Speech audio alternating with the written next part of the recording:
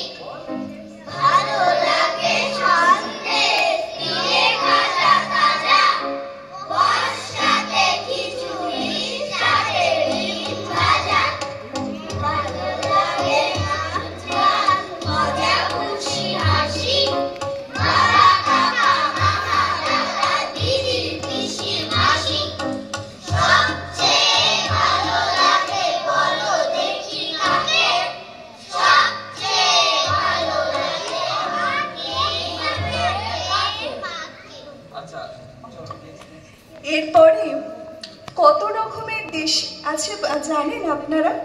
স্বদেশ, বিদেশ, এমনকি কল্পনারও দেশ। মজার দেশ আর আছে কিনা আপনারা বলতে পারেন? ছোটদের সাথে এখন আমরা তবে সেই মজার দেশের সন্ধানে যাই, যে দেশের কথা আপনারাও হয়তো কোনোদিনও শোনেননি। তাহলে চলুন শুনে নিই ছোটদের কাছ থেকে মজার দেশ।